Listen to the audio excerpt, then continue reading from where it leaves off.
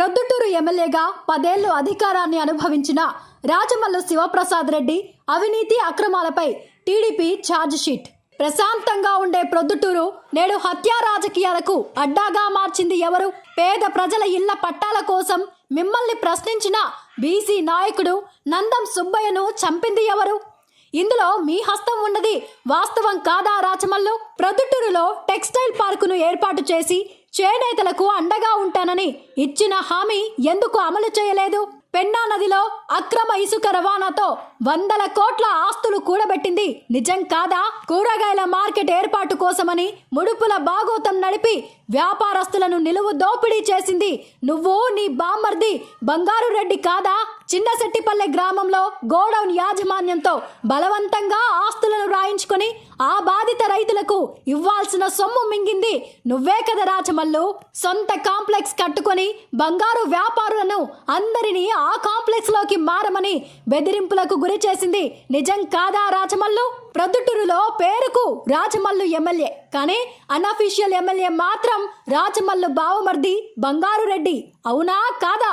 బంగారు రెడ్డి అవినీతి అక్రమాలకు అడ్డు అదుపు లేదు. వ్యాపారస్తులను భయభ్రాంతులకు గురి చేస్తూ దౌర్జన్యాలకు పాల్పడుతున్నది షాడో ఎమ్మెల్యే బంగారు రెడ్డి కాదా? పాల వ్యాపారుల నుంచి చికెన్ షాపులు, చిరు వ్యాపారస్తుల దాకా ఆఖరికి అరటి పండ్ల బండ్ల వ్యాపారస్తులను కూడా వదలకుండా బంగారు రెడ్డి మామూలు వసూలు చేస్తున్నది నిజం కాదా? ప్రొద్దుటూరును బెట్టింగ్ మాఫియాకు అడ్డాగా మార్చింది నిజం కాదా?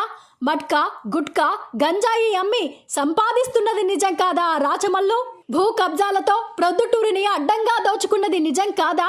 రామేశ్వరం రేంజ్ పరిధిలోని అటవీ భూములు, వాగులు, వంకలు, కాల్వలు, కుంటలు, దేవుడి మాన్యం చుక్కల భూములు ఇలా అన్నింటినీ ఆక్రమించి చుట్టూ వెంచర్లు వేసి అక్రమంగా దోచుకున్నది నిజం కాదా?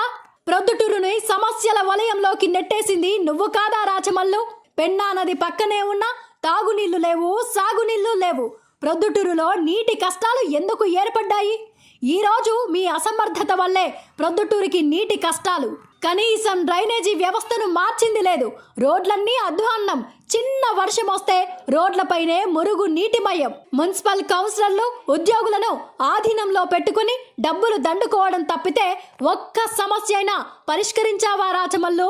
ఇక టీడీపీ హయాంలో ప్రొద్దుటూరులో 350 పడకల ఆసుపత్రి మంజూరైతే కనీసం మౌలిక సదుపాయాలైనా కల్పించారా?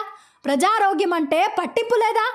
ఈరోజు నియోజకవర్గ ప్రజలు వైద్యం కోసం ఇతర ప్రాంతాలకు వెళ్లవలసిన దుస్థితి కల్పించింది మీరే కదా. ప్రజలకు న్యాయం జరగాల్సిన పోలీస్ స్టేషన్స్ లోనే పోలీసులను మీ తొత్తులుగా వాడుకుంటూ సెటిల్మెంట్స్ కి అడ్డాగా మార్చింది మీరు కాదా రాజమల్లు?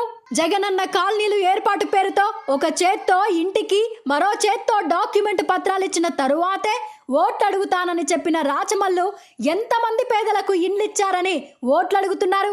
ఇన్ని అరాచకాలు చేసిన రాజమల్లుకు మళ్ళీ ఓటు వేశామో ప్రొద్దుటూరును అమ్మేస్తాడు.